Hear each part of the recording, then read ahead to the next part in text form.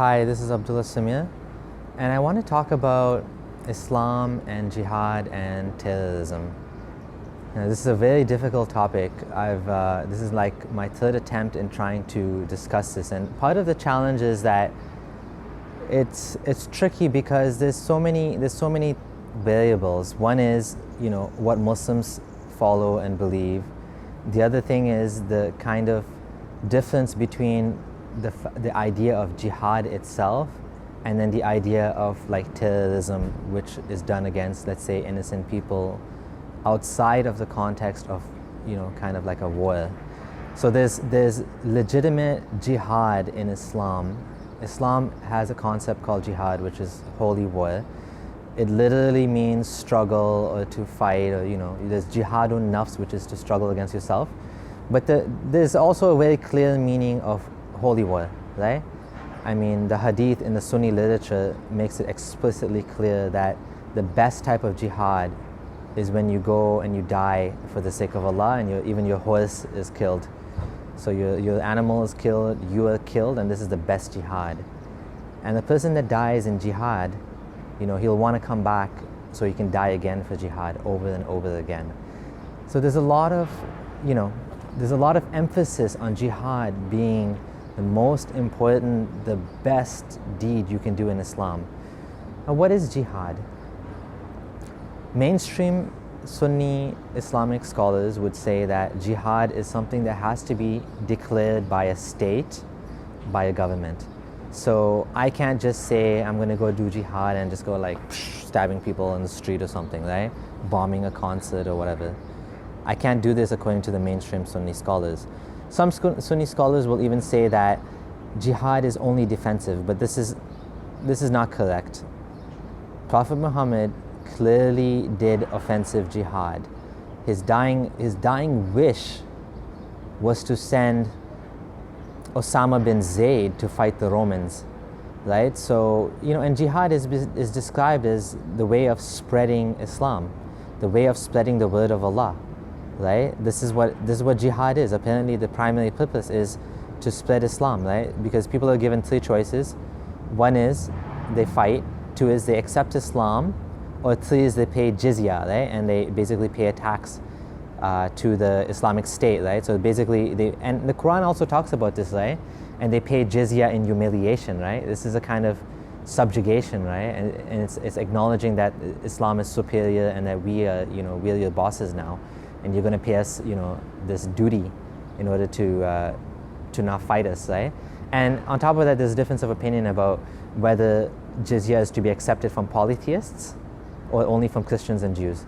Nevertheless, the challenge I have is, I want to say that Islam is a dangerous religion, but Islam is not just one thing, right? The majority of Muslims are following something that is very peaceful, and I'm talking about even like Wahhabis or Salafis. They are completely against terrorism. Go to any fatwa website of Salafis, for example, Fatwa Online, you'll see the greatest condemnation towards terrorism, right? And non-Salafis as well, mainstream Sunni scholars will say that, we are against terrorism. They won't reject jihad, the concept of jihad, but they'll say that, what's going on here is not legitimate. As a Muslim myself, I wanted to go for jihad. I felt that jihad was the best thing a person can do. It is the only way to secure yourself from the terror of the Day of Judgment, a day which will be 50,000 years, where you'll have no water, you'll be frightened, so frightened the Quran says that, even a pregnant woman will have an abortion, and the people will go to their parents, and the parents will say, no, no, no. The Prophet said, even the prophets themselves will be so scared, they'll be like turning, everybody will be scared shitless. And what's the only way to be safe from this, and to be safe from the punishment of the grave, and to get Allah's pleasure, is to be a martyr or to be a prophet. A prophet is the highest rank, followed by the shuhada, right? And then followed by regular righteous people. So, dying for the sake of Allah is heavily praised, which makes Islam very dangerous, because the next thing that happens is people start to justify, what is a legitimate jihad. And who is to say what is legitimate, what is not legitimate? which is why you have scholars like Anwar Avlaki who was more reasonable in the beginning, and then he started to say that, you know, jihad against America is justified, and then we ended up with the underwear bomber, and we ended up with the Fort Hood murder, you know, the army psychiatrist, you know, who was a doctor who was supposed to protect people and, you know, uphold and save lives. He ended up murdering people, right? So, you know, people say though, you know, terrorism can exist in all religions. It has nothing to do with religion. But there's an important fact that they're missing. One is, first of all, that there's two types of terrorism. There's political terrorism and there's ideological terrorism. For an example of political terrorism, we can look at the people of Burma. The Buddhists of Burma were going and, you know, killing Muslims left, right, and center. So this is a type of terrorism. But this is not ideological. This is political. They want to crush the minority. They don't like the racism, and, you know, there's racism there and there's racism against minorities. But it's not political. You wouldn't find some Buddhist in like India saying, "I want to go and fight those people." No, there's no sacred text saying, you know, to fight the disbelievers and, you know, die for this cause or whatever. So this is a type of political terrorism. Now, let's say, for example, we have people like the Anders guy or like the KKK who use the Bible as justification for their own terrorism.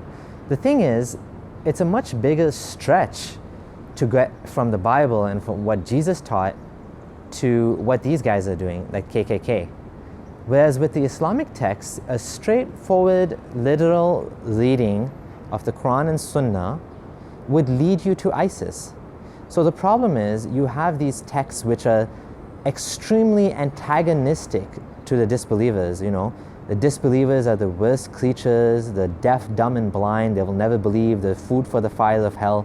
And, you know, even among non-jihadists, like I had a Salafi friend, and Salafis are worse than non-Salafis regarding this. He was like, you know, we were at a Rachel Corrie event where they were honoring this girl who stood in front of a bulldozer in Palestine, and she got killed for it, right? And she was trying to help the people there.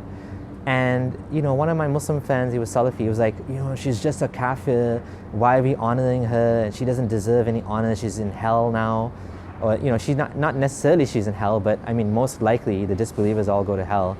We can't say for an individual person she's going to hell, but like, you know, like she was a kafir, and, you know, so this type of hatred that comes from the Islamic text towards disbelievers, and you'd find like Sufis, they don't have this hatred as much, but, you know, the hatred is there in the texts, right? So like a straightforward reading of the texts leads you to antagonism and hate, and then, you know, it's not much of a jump, especially from literal Salafi Wahhabism, even though they're against terrorism, but to take the next step and then to say, okay, this person's a disbeliever, this person's a disbeliever. And Muslims are, you know, maybe the biggest victims of terrorism as well all over the world. If you look at Boko Haram and some of the other people, they're killing Muslims more than non-Muslims sometimes, right? So it's not that Muslims are not affected by this. Muslims are affected by this as well. But I think we need to take a good, honest look and see, you know, if this is God's final religion, He left it in a very messy situation, and with a lot of hatred and a lot of ammunition for violent terrorism. The Islamic texts are prone to violent terrorism, and fortunately, this is the reality of the situation. You know, the concept of martyrdom, and this is why, out of the blue, in places like Britain and in America, you get people like Johnny Walker Lind. And you get these people that, you know, they'll go and they'll join ISIS and they'll join the Taliban out of the blue, just like that. It's just the idea of Islamic jihad. It appeals to them, and it becomes such a thing that they just go and join. Whereas you wouldn't find this with political terrorism. Like, you wouldn't find just, you know, springing up in the middle of nowhere in white rural America some Buddhist terrorist or some Jain terrorist or some Scientologist terrorist. Islam is vulnerable to violent extremism. We have to acknowledge that, and we have to face that fact. This is the reality. I do not believe in discriminating Muslims. I believe the majority of Muslims are well integrated, and they love their neighbors and their non-Muslim neighbors, and they want good for them. They don't want them to go to hell.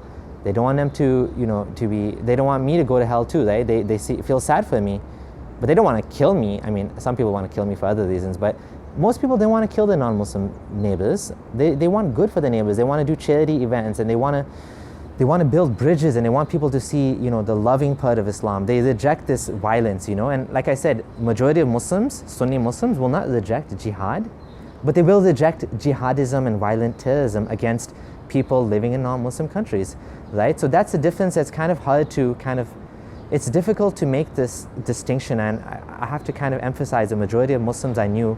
In the 15 years I was a Muslim, Sunni Muslim, the mosques I went to, the people I talked to, 99.9% of people were against terrorism. They were against these. They were against ISIS. They were against this type of, fundamentalist, literal, extremism.